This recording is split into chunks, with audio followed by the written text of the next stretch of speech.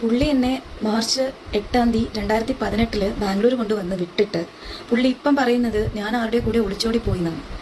എങ്ങനെയാണ് ഒരാൾക്ക് ഇങ്ങനൊരു രീതിയിൽ സ്വന്തം ഭാര്യയെ പറ്റി എന്ത് തന്നെ ആയിക്കോട്ടെ, ഡൈവേഴ്സിന്റെ വക്കിൽ ഞങ്ങൾ നിൽക്കുവാണ് എങ്കിൽ തന്നെ തെറ്റായ ഒരു രീതിയിൽ ഇങ്ങനെ പറയാൻ എങ്ങനെ പുള്ളിക്ക് മനസാക്ഷി അനുവദിക്കുമെന്ന് എനിക്കറിയില്ല. ഞാൻ ഒരാളുടെയും കൂടെ ഓടിപ്പോയിട്ടില്ല. പുള്ളി തന്നെയാണ് ഇവിടെ ബാംഗ്ലൂർ എന്നെ കൊണ്ടുവന്ന് വിട്ടത്.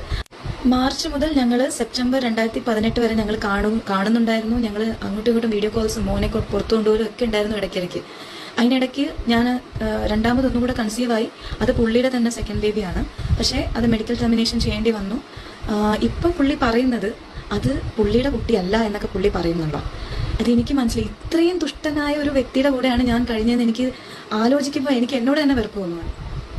അത് പുള്ളിയുടെ തന്നെ കുട്ടിയാണ്. ഇപ്പം ഡാനിയുടെ അടുത്തായാലും പുള്ളി പറയുന്ന ഒരു ഓഡിയോ ഉണ്ട്, പുള്ളിയുടെ കുട്ടിയല്ല, പുള്ളി ആ സമയത്ത് ട്രിവാൻഡ്രത്തും ഞാൻ ബാംഗ്ലൂരായിരുന്നു, അങ്ങനെയൊക്കെ.